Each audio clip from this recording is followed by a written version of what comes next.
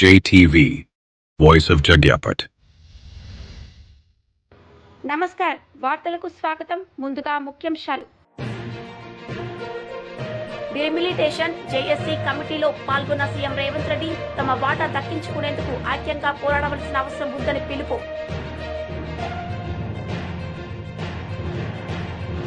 లిక్వాడ్ chairman పిల్లి Manikya Rao media సమావేశం, YCP నేతలపై ఫైర్.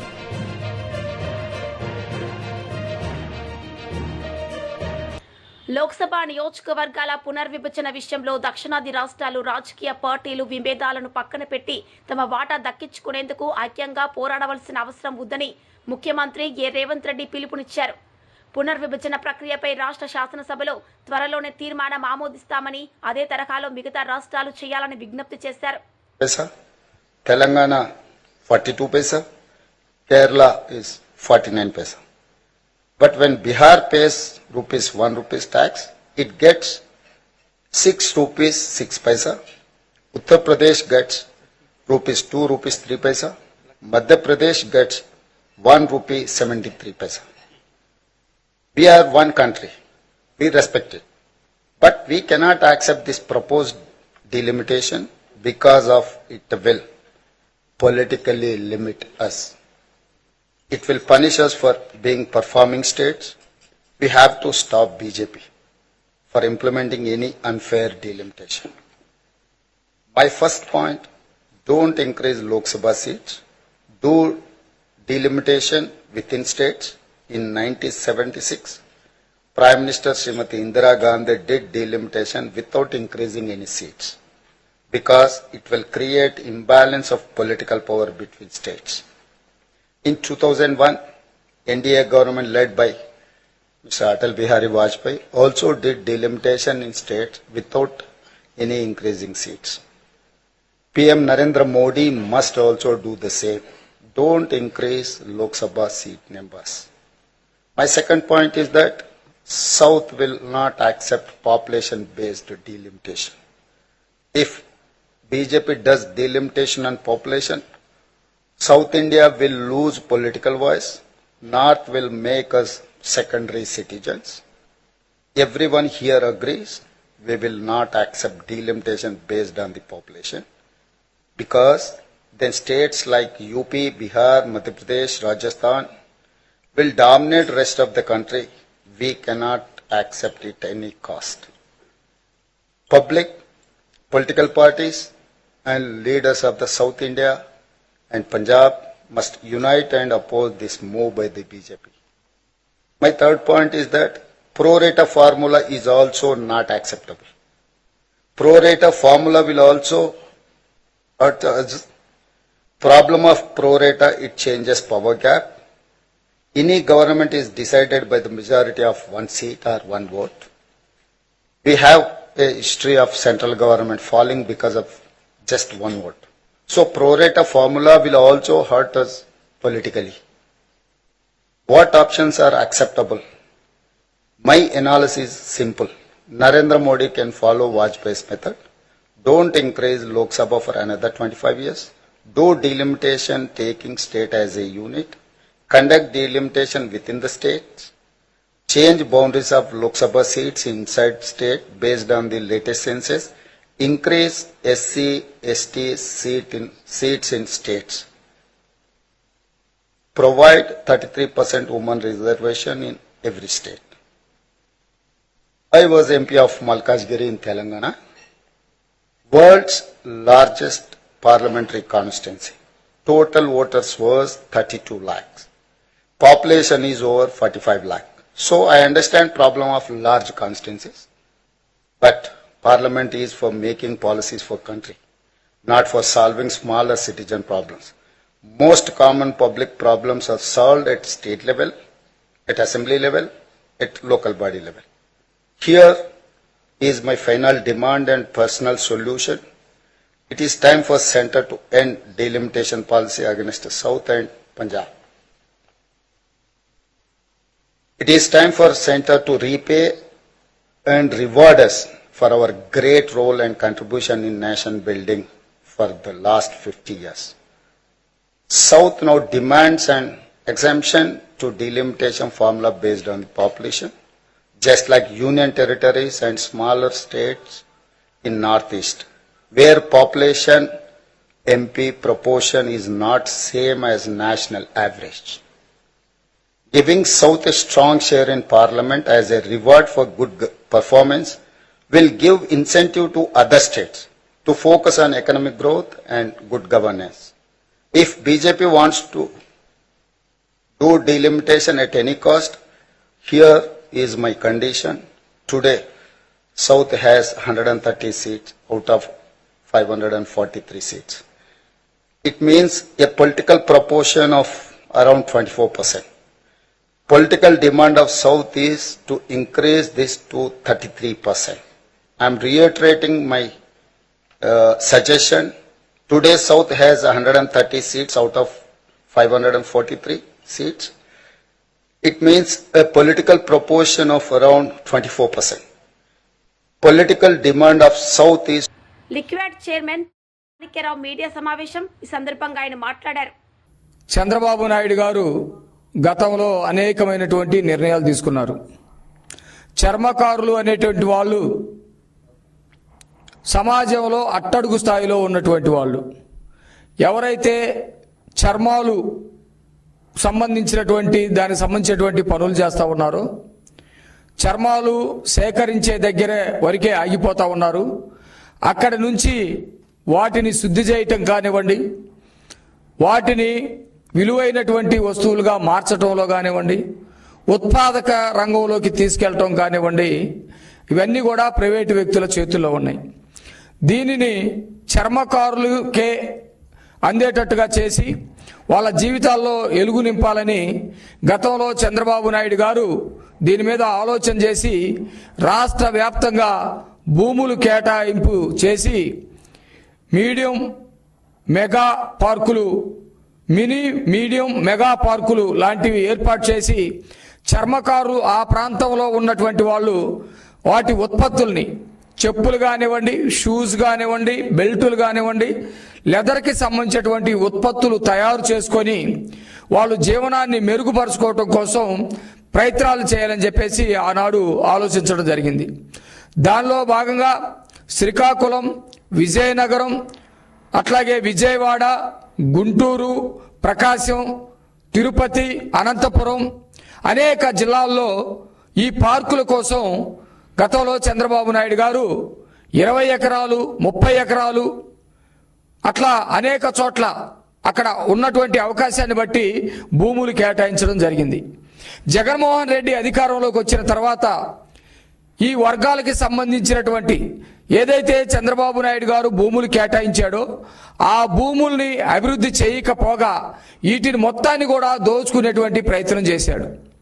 ఉదాహరణ కనుక చూస్తే అడిగొప్పల్లో దాదాపు 34 ఎకరాల 65 సెంట్లని చంద్రబాబు నాయుడు గారు ఆ రోజు 10 ఏళ్ల క్రితం కేటాయించి ఎప్పటికైనా దీని ద్వారా ఆ ప్రాంతంలో ఒక మ్యానుఫ్యాక్చరింగ్ యూనిట్ లాంటిది తీసుకొచ్చి మాచర్ల తదితర ప్రాంతం అంతా చర్మకారులకు ఉపయోగపడే విధంగా ఉండాలని భావిస్తే జగన్మోహన్ రెడ్డి అధికారంలోకి వచ్చిన తర్వాత వైసీపీకి సంబంధించినటువంటి వాళ్ళకి భూములు కేటాయింపు పేరు మీద వాళ్ళకి చెందే విధంగా దాదాపు 15 ఎకరాలు వెంచరేసినట్టుగా, ఒక 4 ఎకరాలు వాళ్ళకి సంబంధించినటువంటి రౌడీలకి ఇచ్చే విధంగా చేసినటువంటి పరిస్థితి అక్కడ కనపడతా ఉంది.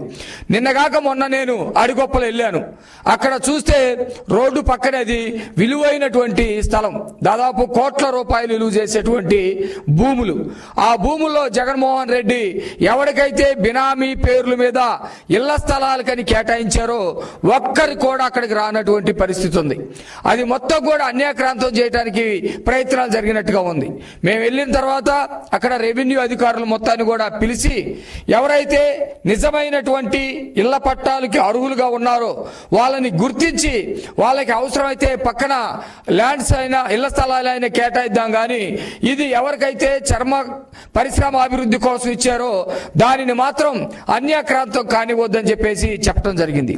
విజయవాడ నడిబొడ్డులో ఉన్నటువంటి విలువైనటువంటి 100 కోట్లు విలువ చేసేటువంటి 1 ఎకరం భూమిని అక్కడ కూడా గతంలో జగన్మోహన్ రెడ్డి తాబేదారులకి వచ్చే విధంగా అప్పుడున్నటువంటి చైర్మన్ తోటి చేస్తే అతను ఇప్పుడు కోర్టు కేసి దాన్ని ఇబ్బంది పెట్టేటువంటి పరిస్థితి తీసుకొస్తా ఉన్నారు. తప్పుడు పద్ధతిలో వెళ్ళేటువంటి వాళ్ళ మీద క్రిమినల్ చర్యలు తీసుకోవడానికి కూడా మేము వెనకాడతలేదు. ఇప్పుడు మా ముందు 2 ప్రధానమైనటువంటి లక్ష్యాలు ఉన్నాయి. ఒకటి, ఈ వర్గాల కోసం చంద్రబాబు నాయుడు గారు ఆనాడు ఏ ఉద్దేశంతో అయితే ఈ వర్గాల అభివృద్ధి కోసం భూములు కేటాయించారో ఆ భూముల్ని మొత్తం కూడా YCP leader Satish Kumar Reddy media సమావేశం. ఈ సందర్భంగా ఆయన మాట్లాడారు. ఈ యొక్క హేళన ఇది ఒక్కటే కాదు, గడిచిన కొన్ని రోజులుగా నువ్వు చేస్తున్నటువంటి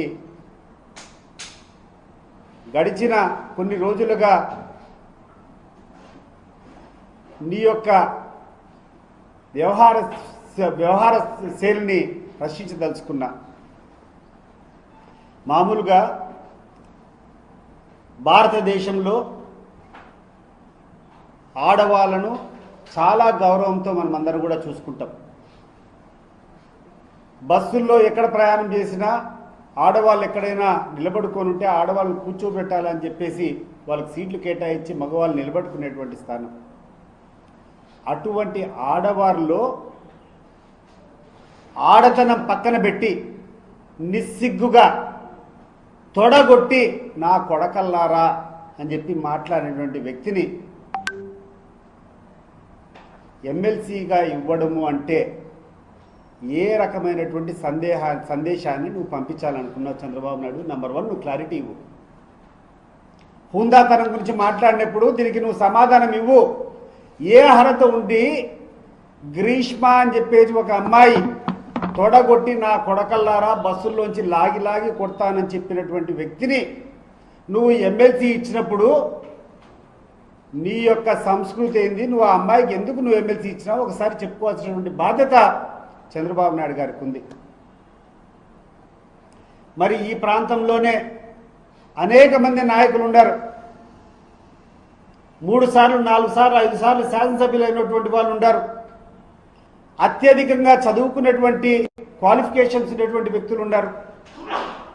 వాళ్ళందరినీ పక్కన పెట్టి మొట్టమొదటిసారి ఎమ్మెల్యే అయినటువంటి వ్యక్తిని కేవలం పోలీసులు జీపులు కాల్చినటువంటి వ్యక్తికి పోలీసుల మీద పడి రౌడీయిజం చేసి పోలీస్ వాహనాలను తగలబెట్టినటువంటి వ్యక్తిని ఎవరైతే 2 నెలలు 3 నెలలు బెయిల్ తీసుకున్న దానికి పరారైనాడో పోలీసులు వెహికల్ కాల్చినటువంటి వ్యక్తిని మంత్రి పదవి ఇవ్వడం ద్వారా నువ్వు ఏ రకమైనటువంటి మెసేజ్ ఇవ్వాలనుకున్నావు చంద్రబాబు నాయుడు?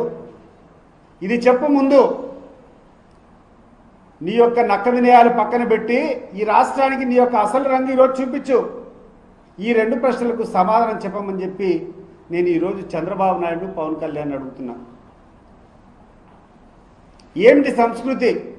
ప్రతిసారి కూర్చుంటావు, మాకు సంస్కృతి లేదంటావు. వైఎస్ఆర్సీపీ అంటే దౌర్జన్యకారులు అంటావు, అక్రమార్కులు అంటావు, అవినీతి పరులు అంటావు. అసలు మాకు ఎటువంటి పద్ధతి తెలియదంటావు. ఈ 2 కారణాలు నువ్వు చెప్తే తర్వాత ఈ రాష్ట్ర ప్రజలంతా నువ్వు ఏందో నీ గురించి చెప్తారు.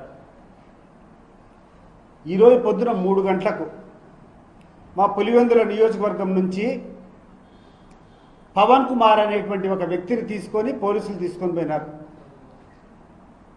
కారణం ఏంటంటే హత్య అనేటువంటి సినిమాల్లో కొన్ని సంఘటనలు ఈ యొక్క పవన్ కుమార్ అనేటువంటి వ్యక్తి వాళ్ళ యొక్క ప్రచార మాధ్యమాల్లో అంటే సోషల్ మీడియాలో సర్క్యులేట్ చేశారనేటువంటి నెపంతో అతన్ని తీసుకొని పోయినారు.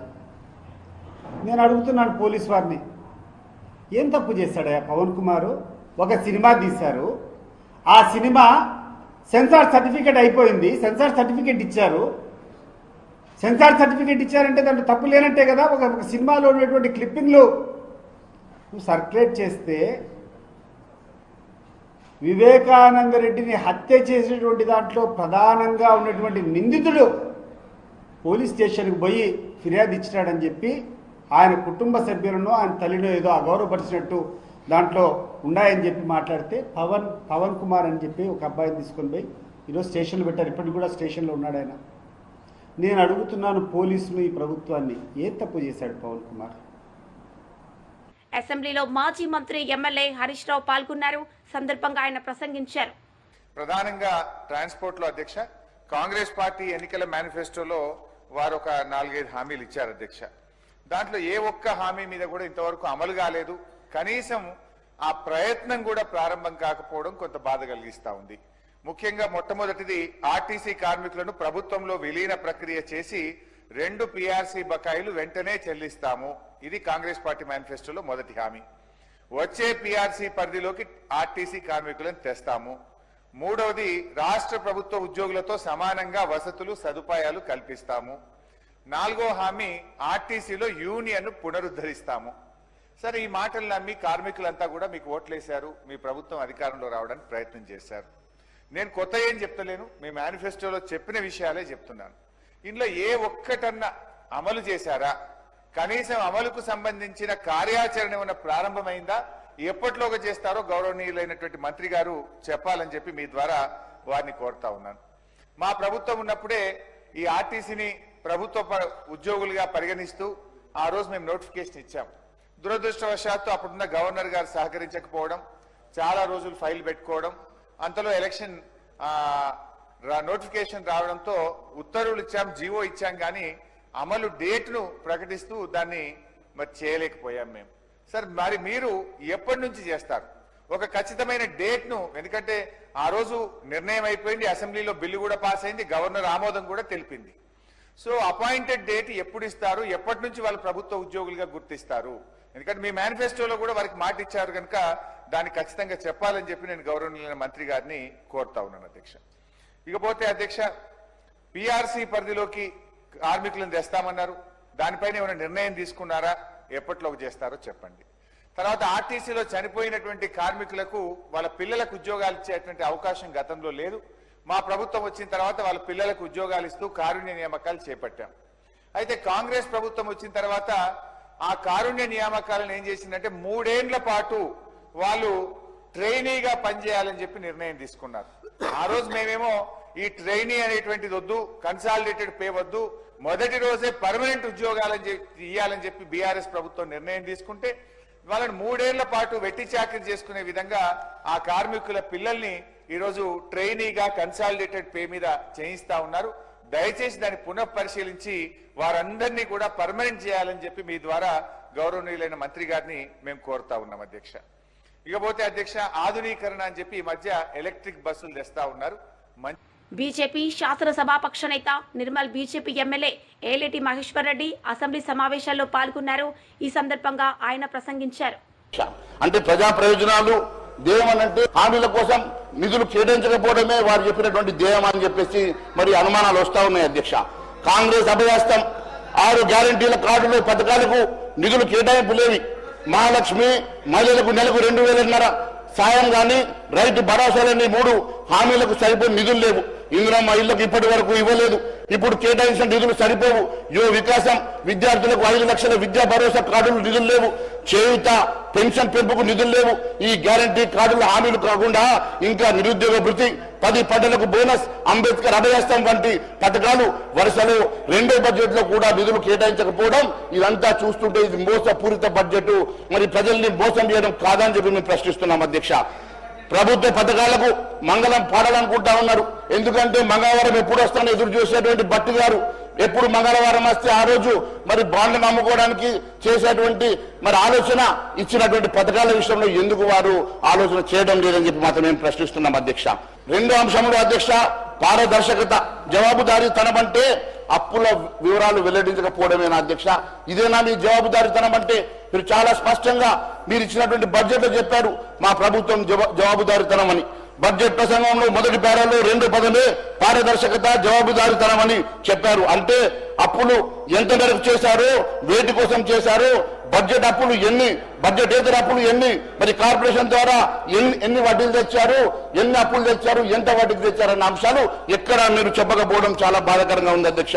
అంతేకాదు అధ్యక్ష, జవాబుదారీతనం అంటే నిధులు ఏ రకంగా సమకూరుస్తారు?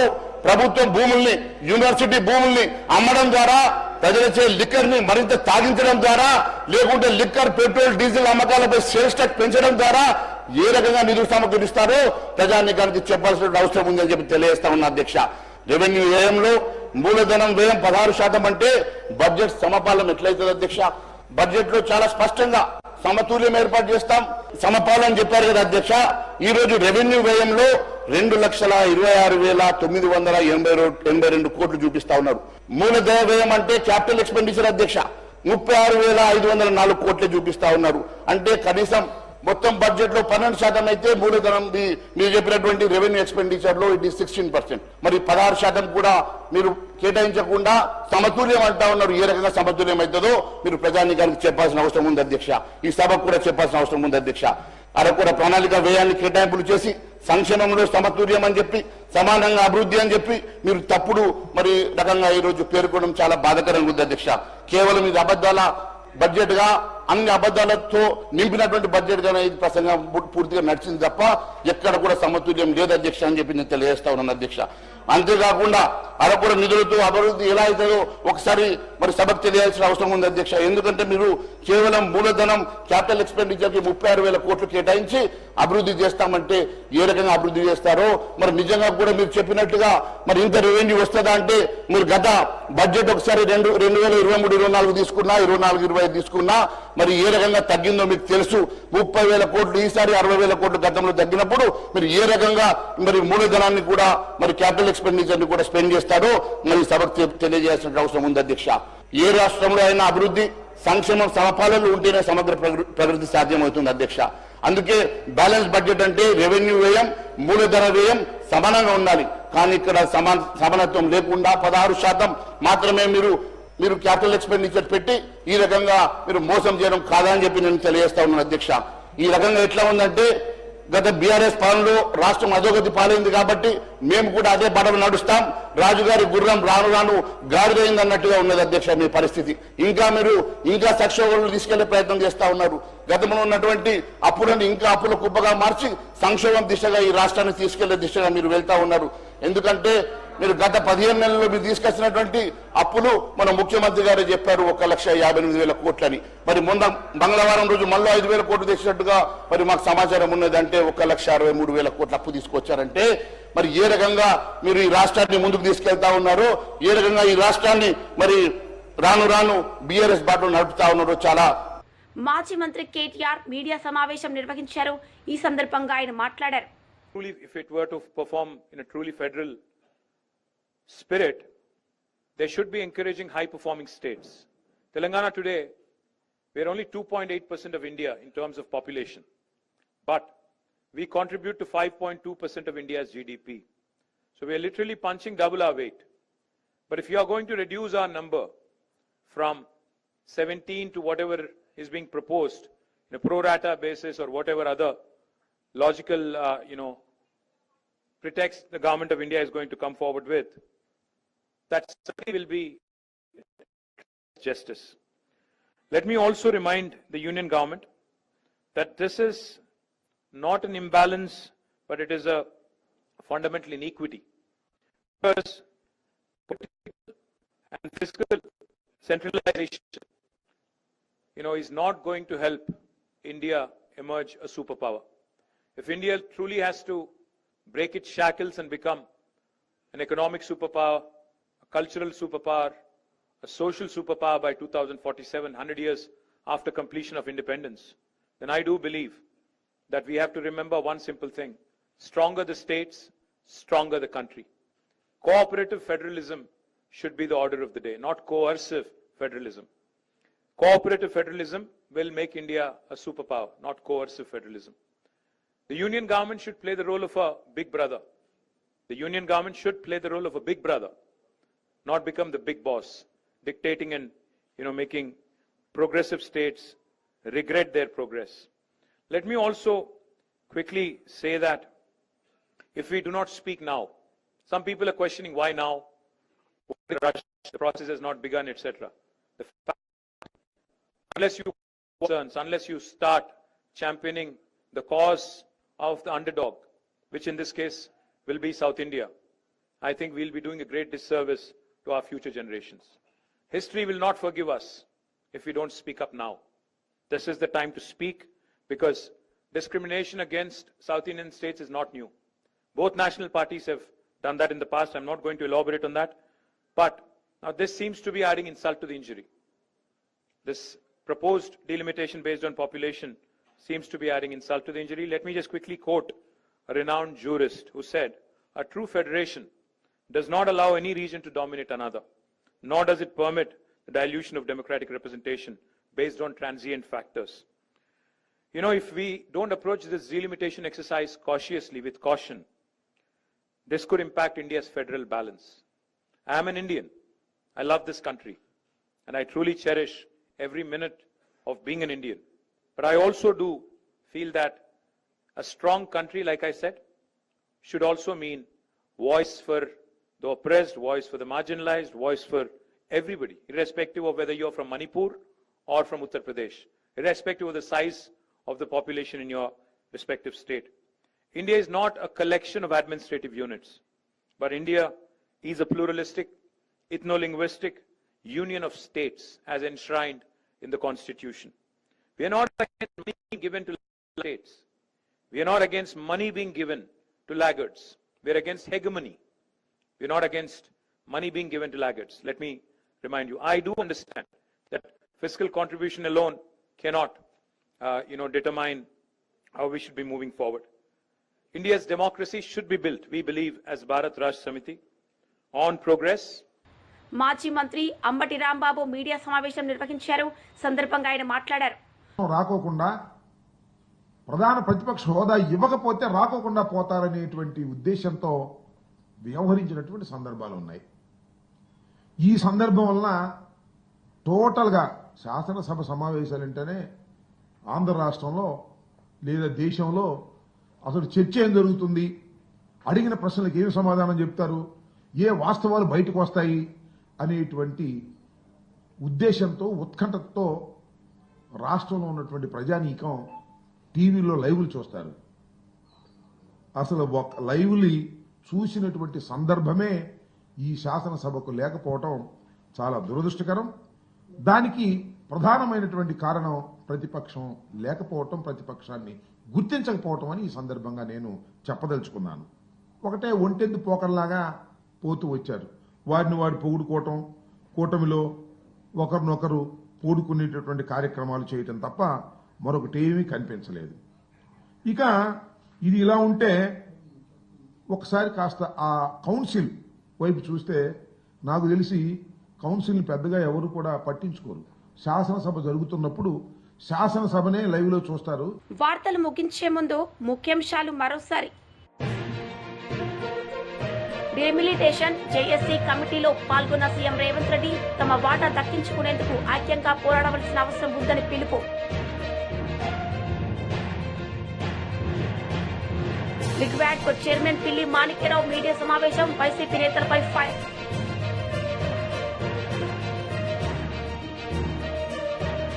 ఈ వార్తలు ఇంతటితో సమాప్తం. తిరిగి ప్రసారమయ్యే వార్తల్లో మళ్లీ కలుద్దాం.